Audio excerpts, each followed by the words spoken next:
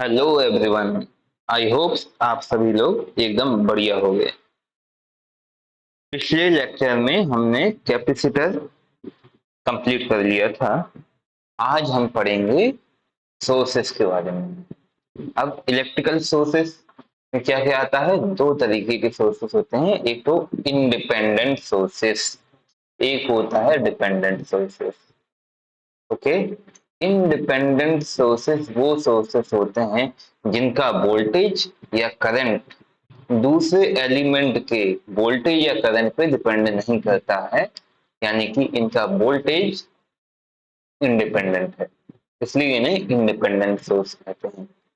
जबकि dependent sources वो sources होते हैं जिनका वोल्टेज या जिनका करंट सर्किट के किसी और एलिमेंट के वोल्टेज या करंट पे डिपेंड करता है।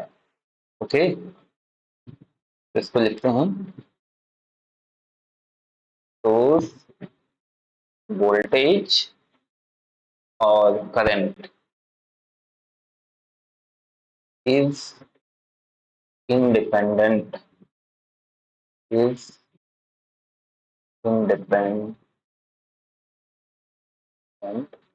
of the elements voltage और current।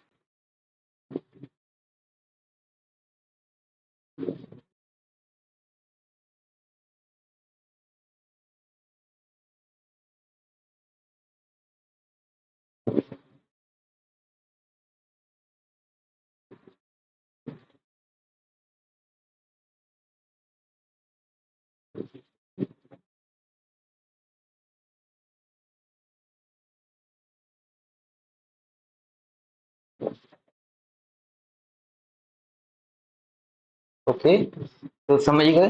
जिनका वोल्टेज, वो सोर्सेस जिनका सोर्स वोल्टेज या करंट दूसरे सोर्सेस दूसरे एलिमेंट के वैल्यू पे निर्भर नहीं करता है, वो इंडिपेंडेंट सोर्स होते हैं। और डिपेंडेंट सोर्सेस वो होते हैं जिनका वोल्टेज या करंट किसी सर्किट के किसी अदर एलिमेंट पे निर्भर करता है। ओके, तो वोल्टेज सोर्स देखते हैं क्या होता है। वोल्टेज सोर्स को हम कैसे कैसे दिखाते हैं, ठीक है, इसकी रिप्रेजेंटेशन देखते हैं। वोल्टेज सोर्स को किस किस तरीके से दिखाते हैं, रिप्रेजेंटेशन। अब सबसे पहला फॉर्म तो ये होता है वोल्टेज सोर्स के लिए। ये क्या होगा? इसको कहते हैं बैटरी। से बनाएंगे एग्जाम्पल के तौर पर लिए ये 5 वोल्ट है, ठीक है। इसको भी हम एक तरीका ये होता है, ये भी एक बैटरी है, डीसी सप्लाई। अब ये दोनों कैसी सप्लाई होगी? DC supply. डीसी सप्लाई या डीसी सोर्स भी कहते हैं इनको। अब अब एसी पे आते हैं। एसी सप्लाई के लिए हम ये साइन यूज करते हैं, और इसमें पॉजिटिव को दिखाने के लिए एक साइड प्लस लिख देंगे। अब इसका जो वैल्यू होती है वो कुछ इस तरीके, जैसे कि एग्जांपल देते हैं 9 साइन ओमेगा टी। ओके, तो अगर यहाँ वोल्ट लिखा है तो ये वोल्टेज सोर्स है, ठीक है। 9 साइन ओमेगा टी, तो इसमें 9 क्या है? इसकी मैक्सिमम वैल्यू है, और साइन ओमेगा टी इसकी नेचर को बता रहा है कि ये साइनसोइडल वेव फॉर्म है। इसको दूसरे तरीके से भी लिख सकते हैं हम लोग, जैसे कि इस तरीके से। बट इसका जो प्रेजेंटेशन होगा वो कुछ इस तरीके से कि ये आगे 3 एंगल 45। 3 एंगल 45 का मतलब क्या हो जाएगा? यहाँ पे 3√2 साइन ओमेगा टी प्लस 45। 3 यहाँ क्या है? आरएमएस वैल्यू है, और 3√2 यहाँ पे मैक्सिमम वैल्यू है। ये सब तो हम बाद में डिटेल में पढ़ेंगे, अभी जो शॉर्ट में बता रहा हूँ। ये कैसी सप्लाई है? हमारी एसी सोर्सेस है, एसी सोर्सेस। इसके अलावा भी सोर्सेस होते हैं जो नॉन साइनसोइडल सोर्सेस कहलाते हैं, जैसे कि एक्सपोनेंशियल या अदर रैंप सोर्स, तो वो हमारे कोर्स में है नहीं। तो हम इतना ही पढ़ेंगे। अब आइडियल वोल्टेज सोर्स का ये बहुत इंपॉर्टेंट पॉइंट है। An ideal voltage source has zero internal resistance and it deliver energy is at specific voltage. यानी कि अगर कोई वोल्टेज सोर्स आइडियल है तो उसका इंटरनल रेजिस्टेंस जीरो होगा, और वो वोल्टेज सोर्स का इंटरनल रेजिस्टेंस क्या होता है, जीरो है, और ये एनर्जी एक फिक्स वोल्टेज पे डिलीवर करती है, जो कि अगर कोई लोड करंट खींचे उस पर डिपेंड नहीं करता है। ओके, इस आइडियल वोल्टेज सोर्स का वोल्टेज क्या होगा, बिल्कुल फिक्स होगा, और इसका इंटरनल रेजिस्टेंस कैसा होगा, जीरो होगा। अब इसका इंटरनल रेजिस्टेंस इसके यानी कि वोल्टेज सोर्स के सीरीज में लगा हुआ होता है। अब ये हम देखेंगे प्रैक्टिकल वोल्टेज सोर्स में। अब आइडियल वोल्टेज सोर्स को हम कुछ इस प्रकार दिखाते हैं। ये क्या है, आइडियल वोल्टेज सोर्स। अब इसका अगर ग्राफ बनाएं तो ये कैसा है, वोल्टेज और करंट बिल्कुल भी, करंट बढ़ने के साथ वोल्टेज में बिल्कुल भी ड्रॉप नहीं देखा जाएगा यहाँ पे। ओके, करंट बढ़ने का के साथ बिल्कुल भी ड्रॉप नहीं दिया जाएगा। यानी कि देखो यहाँ पे ये सोर्स का वोल्टेज है V, और आउटपुट में भी हमें वोल्टेज भी ही मिल रहा है, और इसका इंटरनल रेजिस्टेंस क्या है, जीरो है। ओके, अब अगला आते हैं हम प्रैक्टिकल आइडियल वोल्टेज सोर्स पे। प्रैक्टिकल, अब हम आते हैं प्रैक्टिकल वोल्टेज सोर्स पे। तो प्रैक्टिकल वोल्टेज सोर्स में जो इसका इंटरनल रेजिस्टेंस होता है वो फाइनाइट होता है, लेकिन बहुत ही छोटा होता है। एंड ये इसका जो वोल्टेज है वो लोड के द्वारा खींची गई करंट पे भी डिपेंड करता है। जैसे कि दिखाएं कैसा बनता है इसका रिप्रेजेंटेशन।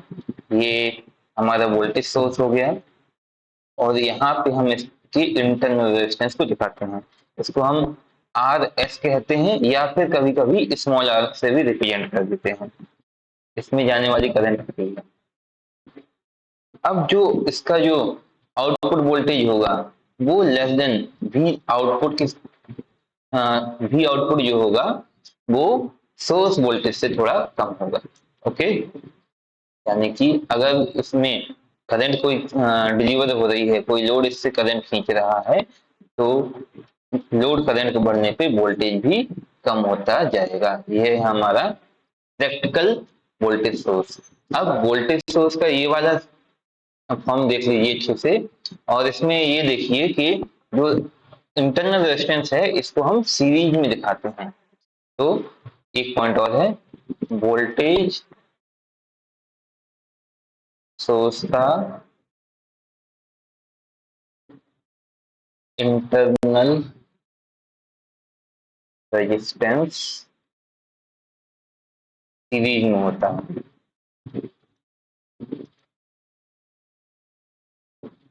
अब एसएससी में ये सवाल बहुत बार आया है कि प्रैक्टिकल वोल्टेज सोर्स का इंटरनल रेजिस्टेंस पूछ लिया गया, या फिर आइडियल वोल्टेज सोर्स का इंटरनल रेजिस्टेंस पूछ लिया गया। तो अब जैसे कि ये सवाल है कि आइडियल वोल्टेज सोर्स का इंटरनल रेजिस्टेंस क्या होगा।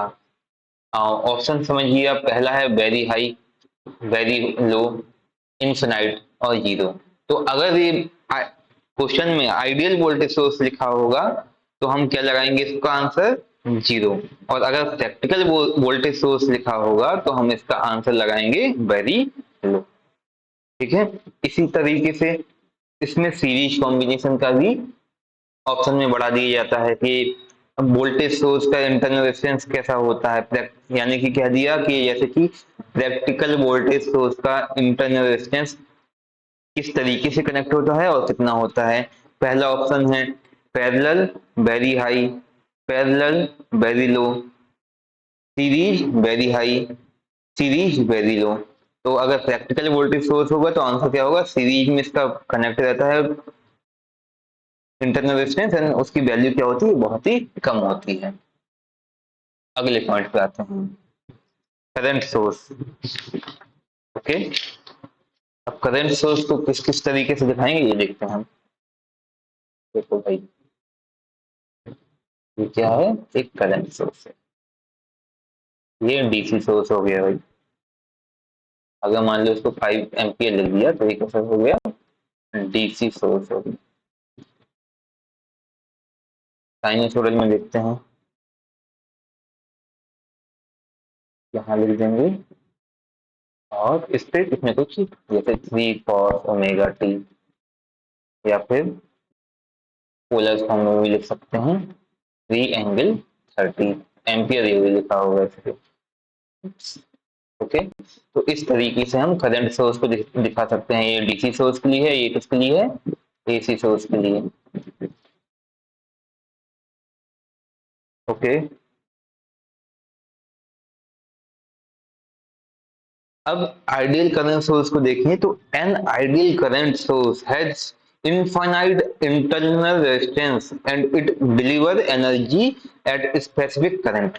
यानी कि एक आइडियल करंट सोर्स है तो उसका इंटरनल रेजिस्टेंस क्या होगा, इनफिनाइट होगा, और वो एनर्जी एक फिक्स करंट पे प्रोवाइड करेगी, और जो कि वोल्टेज की लोड के द्वारा कंज्यूम वोल्टेज से इंडिपेंड होगी। ओके, तो इसका डायग्राम देखते हैं कैसे बनाएंगे इसको। ये हमारा ये करंट सोर्स हो गया, सही है। अब यहाँ पे जो रेजिस्टेंस होगा वो क्या है, इनफिनाइट है। इनफिनाइट रेजिस्टेंस का मतलब क्या होता है, open circuit. Okay, infinite resistance तो इनफिनाइट ओम लिख दिया मैंने। अब ये आई यहाँ से जाएगी, अब यहाँ ब्रेक है तो करंट यहाँ से जाएगी नहीं, और यहाँ पे करंट आएगी, यहाँ पे कुछ ना कुछ वोल्टेज हमें मिलेगा। तो इसमें अगर हम वोल्टेज बढ़ाएंगे तब भी करंट क्या रहेगी, कांस्टेंट रहेगी। ये करंट है, ये वोल्टेज है। ओके, तो इसमें एक इम्पॉर्टेंट पॉइंट ये है कि इन्फिनाइट रेजिस्टेंस मतलब क्या हो जाएगा, इन्फिनाइट रेजिस्टेंस का मतलब ओपन सर्किट।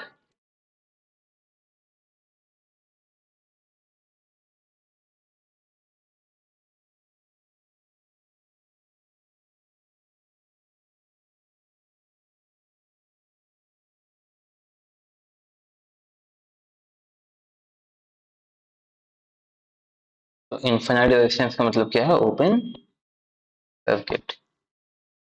ओके, अब प्रैक्टिकल करंट सोर्स पे आते हैं। अब प्रैक्टिकल करंट सोर्स का इंटरनल रेजिस्टेंस कैसा होता है, बहुत ही ज्यादा होता है, और इसके इंटरनल रेजिस्टेंस को कैसे पैरेलल में लगा दर्शाया जाता है। ओके, और इसकी जो आउटपुट करंट होगी वो डिपेंड करेगी सोर्स के वोल्टेज के अक्रॉस। ओके, जैसे कि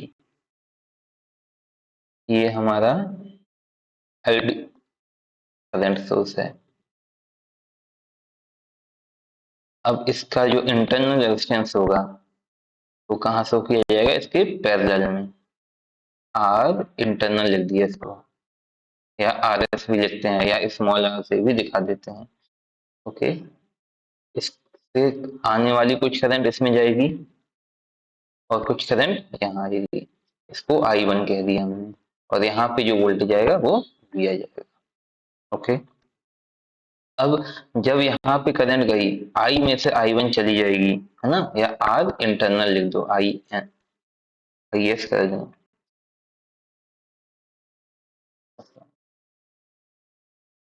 देखो, I में से आई क्या आ जाएगा, आई एस इसको कह दें, आई एस माइनस I1। ओके, तो जो हमारी करंट होगी आई बराबर I S minus V upon R S, R. Okay, तो I1 की वैल्यू क्या होगी, ओम्स लॉ लगा के हम I1 की वैल्यू निकाल सकते हैं। यहाँ पे I1 की वैल्यू क्या आएगी, जो वोल्टेज अक्रॉस रेजिस्टेंस है उसमें हमें आर इंटरनल का डिवाइड देना पड़ेगा। तो जो हम ये बात समझ सकते हैं कि ये बात समझ सकते हैं कि जो आउटपुट करंट होगी वो आई है। ओके, जो कि आई एफ से कम होगी, क्योंकि इसमें से V upon R in term क्या हो जा रहा है, घट जा रहा है। और इसकी जो करंट है वो वोल्टेज बढ़ने के साथ साथ कम होती जाएगी। देखते हैं, जैसे कि यहाँ अगर हम वोल्टेज बढ़ाएंगे तो ये नेगेटिव वाली वैल्यू बढ़ती जाएगी और ये फाइनल आउटपुट करंट क्या होती जाएगी, कम होती जाएगी। समझिएगा सभी लोग। अगले पॉइंट पे आते हैं।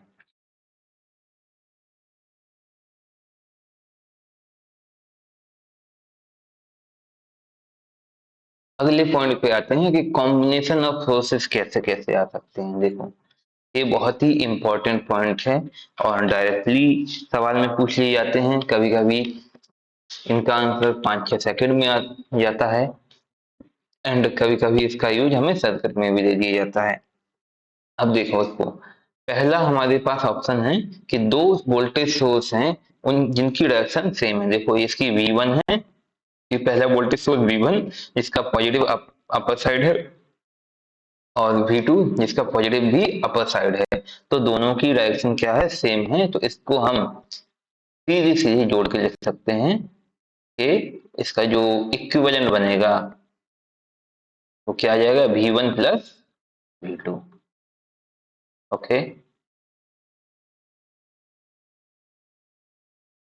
अब सेकंड वाले डायग्राम में देखते हैं तो V1 की पोलैरिटी में प्लस ऊपर की तरफ है, V2 की पोलैरिटी में प्लस नीचे की तरफ है। यानी कि क्या ये डिफरेंस लिख सकते हैं हम इसको, V1 माइनस V2। ओके, अगर पोलैरिटी दो वोल्टेज सोर्स सीरीज में कनेक्ट हैं और उनकी पोलैरिटी सेम है तो वो आपस में जुड़ जाएंगे। और अगर दो वोल्टेज सोर्स पैरेलल में कनेक्ट हैं और उनकी पोलैरिटी उल्टी है, एक दूसरे के अपोजिट है, तो उनके वोल्टेज इक्विवेलेंट वोल्टेज में क्या होगा कि दोनों वोल्टेज घट के आएंगे। ओके, अब थर्ड केस में देखते हैं। थर्ड केस में क्या है, दो वोल्टेज सोर्स को हमने पैरेलल में कनेक्ट कर दिया गया है। अब दो वोल्टेज सोर्स को हमने जब पैरेलल में कनेक्ट किया तो ये बात समझनी चाहिए कि दोनों के वोल्टेज क्या होंगे, सेम होंगे। क्या होंगे, सेम होंगे। तभी इसको पैरेलल में कनेक्ट किया जा सकता है। इसको हम सीधे सीधे एक वोल्टेज सोर्स से रिप्लेस कर सकते हैं जो कि जिसकी वैल्यू क्या होगी, V1 बराबर V2 इक्वल टू V, और V हमारा क्या आउटपुट है। ओके, यानी कि अगर वोल्टेज सोर्स पैरेलल में कनेक्ट हैं तो ये समझ लेना कि वोल्टेज दोनों के बराबर हैं, कोई बड़ा कोई ज्यादा छोटा नहीं है। और अगर हम मान लो कि प्रैक्टिकली दो बैटरी हम ले रहे हैं, एक 5 वोल्ट की और एक 9 वोल्ट की। ओके, तो वहां पे क्या हो जाएगा, हम दोनों को बिना रेजिस्टेंस लगाए शॉर्ट कर कनेक्ट कर देते हैं, पॉजिटिव से पॉजिटिव, नेगेटिव से नेगेटिव। तो वहां पे एक सर्कुलेटिंग करंट आएगी, बहुत तेज स्पार्क होगी। ठीक है, जिसको हम कहते हैं केवीएल का वायलेशन। तो ये पार्ट तो हमारा एसएससी जेई में नहीं है, लेकिन ये समझिए कि जहां पे दो वोल्टेज सोर्स हैं तो वहां पैरेलल में है तो वहां पे दोनों वोल्टेज सोर्स का वोल्टेज क्या होगा, समान होगा। और ये वाला पॉइंट कभी आपके एसएससी जेई में नहीं आएगा कि दो वोल्टेज सोर्स अलग अलग हैं और उनको पैरेलल में कनेक्ट कर दिया गया। ओके, अब अगला पॉइंट देखते हैं। देखो ये बहुत ही इंपॉर्टेंट कंसेप्ट है, इससे बहुत सारे सवाल में टाइम बच जाएगा। जैसे कि ये V वोल्टेज सोर्स है, अब इसके अक्रॉस हमने रेजिस्टेंस भी लगा दिया है, तो इसके अक्रॉस रेजिस्टेंस के अक्रॉस वोल्टेज भी क्या हो जाएगा, V हो जाएगा। ठीक है, यानी कि हम इसको सीधे सीधे एक V वोल्ट से रिप्लेस कर देंगे आसानी से। अब एक बात ध्यान से समझना है, जैसे कि इसके आगे कोई ना कोई सर्किट है। एक बात हमें ध्यान से समझनी है कि हमें उस एलिमेंट में कोई भी ट्रांसफॉर्मेशन, कोई भी चेंज नहीं करना है जिस एलिमेंट में हमसे कैलकुलेशन के लिए पूछा गया हो। ओके, जिस एलिमेंट में हमसे कैलकुलेशन के लिए पूछा गया हो उस एलिमेंट में हमें भी कुछ भी चेंजेस नहीं करने हैं। अगर इसी चौथे वाले केस में अगर हमें आर में करंट निकालने के लिए पूछ दिया होता, ये जो रेजिस्टेंस आर आर लगा है इसमें करंट पूछ दिया होता, तो हम इसको इस तरीके से ट्रांसफॉर्म ना करके V बराबर आई आर से करंट निकाल लेते V अपॉन आर। ओके, तो ये बात ध्यान रखना है कि जिस भी एलिमेंट में हमें कैलकुलेशन करनी है उस एलिमेंट में ना तो कोई सोर्स ट्रांसफॉर्म फॉर्मेशन लगाना है, ना ही उसको इग्नोर करना है। ओके, इसके लिए अलग से मैं एक सवाल करवाता हूँ, वेट कीजिए। जैसे कि फॉर एग्जाम्पल ये सवाल है, इसमें हमें क्या निकालना है, आउटपुट वोल्टेज निकालना है। हमारे पास सोर्स है 10 वोल्ट का, और इसमें हमें 5 वोल्ट 5 ओम के अक्रॉस हमें आउटपुट वोल्टेज निकालना है। तो इसमें कैसे निकाला जा सकता है, ये देखो। यहाँ से सबसे पहले तो हम इसी को देखें, तो इसमें ये 10 वोल्ट है, यहाँ पे क्या है 10, इन दोनों के इक्विवेलेंट क्या हो जाएगा, 10 ओम हो जाएगा ना। तो इसके अक्रॉस टोटल करंट कितनी जाएगी, जैसे कि इन दोनों के इक्विवेलेंट, अभी इक्विवेलेंट तो हम सिखाएंगे बाद में भी, लेकिन इतना मैं एक्सपेक्ट करता हूं आपसे कि थोड़ा बहुत आता होगा कि अगर दो रेजिस्टेंस सीरीज में लगे हों तो उनका इक्विवेलेंट रेजिस्टेंस क्या हो जाएगा, आपस में जुड़ जाएगा, और दो रेजिस्टेंस पैरेलल में लगे हों तो उनका इक्विवेलेंट रेजिस्टेंस क्या हो जाएगा, 1/R इक्विवेलेंट बराबर 1/R1 प्लस 1/R2 से कैलकुलेट करेंगे हम।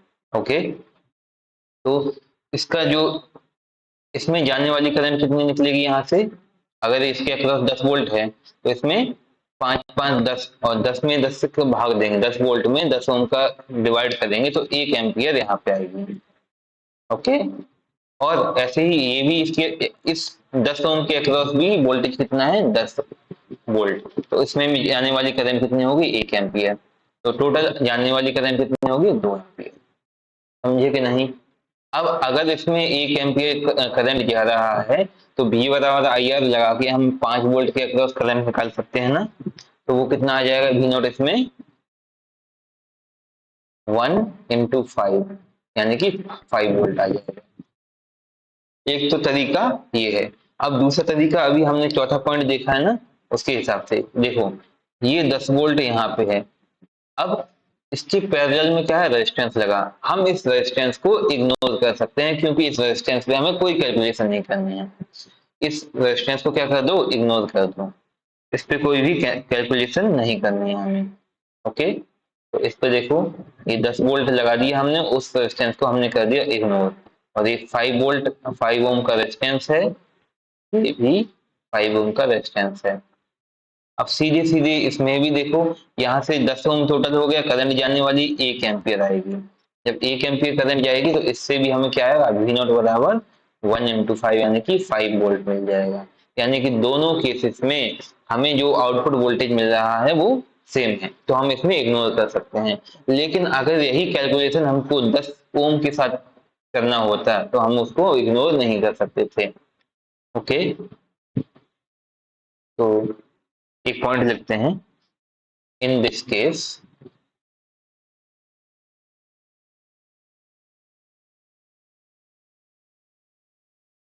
in this case या केस नंबर कितना था, 4, in case 4 resistance resistance R can be ignored।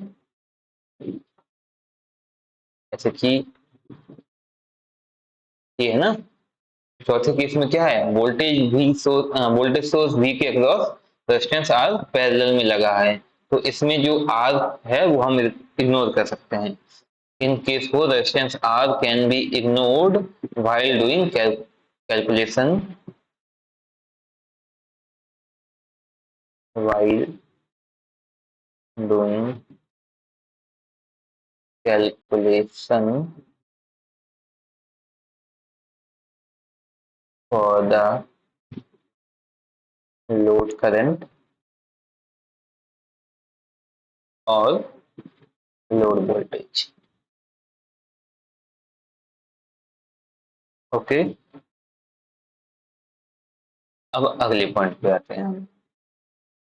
चलो भाई, अब अगला पॉइंट है, क्या है, एक वोल्टेज सोर्स और एक करंट सोर्स दोनों पैरेलल में हैं। एक वोल्टेज सोर्स और एक करंट सोर्स दोनों पैरेलल में है, तो इक्विवेलेंट में हम क्या मान लें इसको। ठीक है, तो हमेशा याद रखना कि एक वोल्टेज सोर्स और एक करंट सोर्स अगर पैरेलल में है तो वोल्टेज सोर्स डोमिनेट करता है, वोल्टेज सोर्स डोमिनेट करता है। हाँ, तो सभी लोगों ने ध्यान से सुन लिया ना कि अगर वोल्टेज सोर्स और करंट सोर्स दोनों एक दूसरे के पैरेलल में होंगे तो हम वोल्टेज सोर्स को प्रायोरिटी देंगे, यानी कि वोल्टेज सोर्स को हम लिख सकते हैं। जैसे कि इसको बनाएं अगर, तो भाई इसको सिंपली हम एक वोल्टेज सोर्स से रिप्लेस कर सकते हैं, प्लस माइनस भी। ओके, अब इसमें एक स्टेटमेंट लिखो सभी लोग।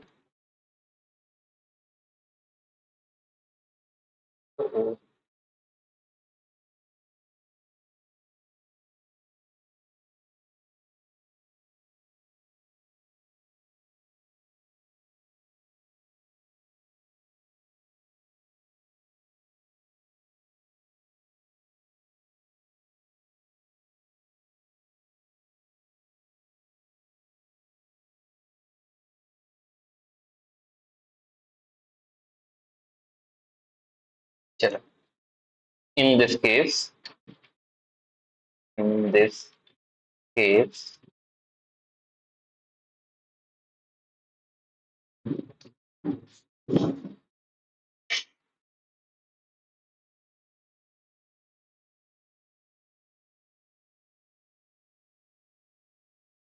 in this case the current source I can be neglected while doing the calculation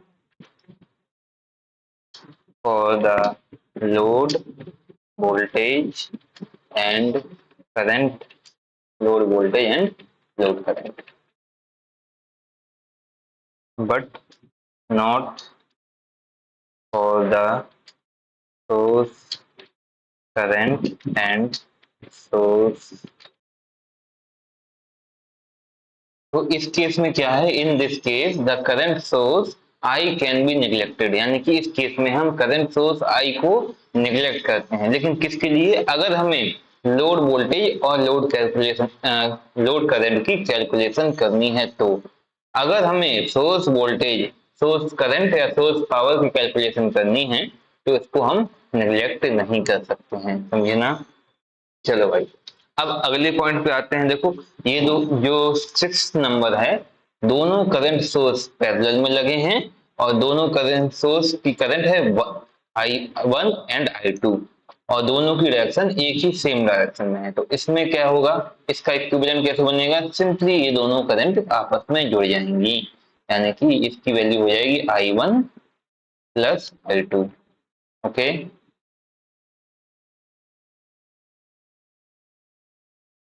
इसमें क्या है, I1 और I2 दोनों करंट सोर्स सीरीज में हैं, और हम ये बात जानते हैं कि सीरीज में सीरीज में करंट एक ही बराबर बहती है, यानी तो कि इसमें I1 और I2 की वैल्यू दोनों ही बराबर है। ओके, I1 बराबर I2, इसमें क्या है, I1 इक्वल टू I2।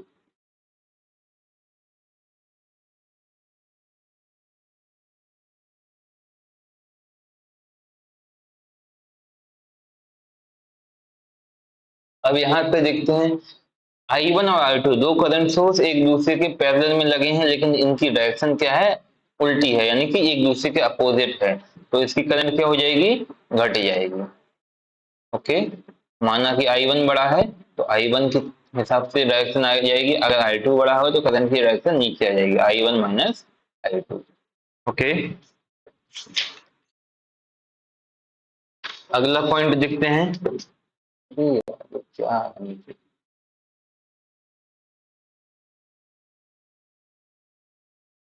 अगर एक करंट सोर्स और एक वोल्टेज सोर्स सीरीज में हो तो क्या होगा भाई?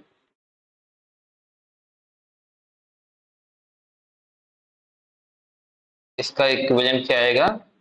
सीरीज में क्या है, करंट सोर्स डोमिनेट करता है, इस केस में हम वोल्टेज सोर्स को इग्नोर कर सकते हैं।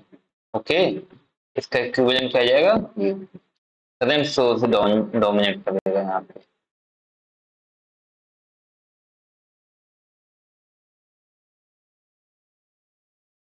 ओके, चलो, इतना पार्ट तो हो गया, ये कॉम्बिनेशन तो हो गया।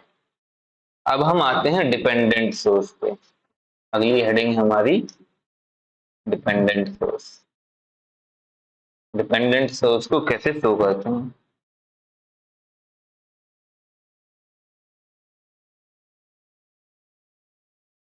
डिपेंडेंट, ऐसे तो पढ़ चुके हैं, लेकिन अगर हम इसकी पूरी रिप्रेजेंटेशन देखते हैं,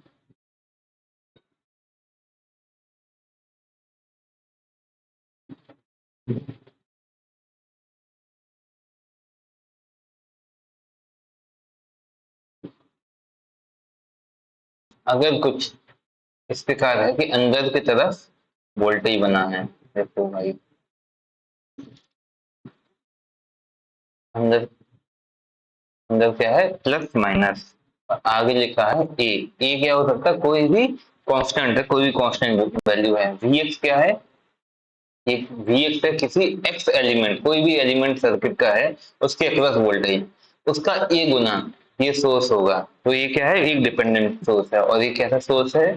वोल्टेज डिपेंडेंट वोल्टेज सोर्स, यानी कि ऐसा डिपेंडेंट वोल्टेज सोर्स जो कि किसी एलिमेंट के वोल्टेज पे डिपेंड कर रहा हो। Voltage source. अब अगर इस तरीके से लिखा हो, बी इंटू आई एक्स, बी क्या है? एक कांस्टेंट है, आई एक्स है किसी एक्स एलिमेंट में जाने वाली करंट। तो ये क्या हो जाएगा? करंट डिपेंडेंट वोल्टेज सोर्स, यानी कि वो वोल्टेज सोर्स जो किसी अन्य एलिमेंट के करंट पर निर्भर करती है। तो ये क्या है? Current dependent voltage source. अगला पार्ट देखें।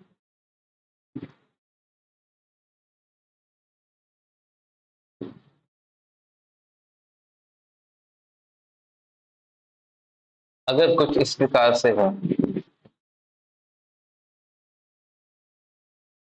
तो भाई, ये करंट अंदर बनी है, यहाँ सी इंटू वी एक्स लिखा है, तो ये क्या बन जाएगा हमारा? Voltage dependent current source.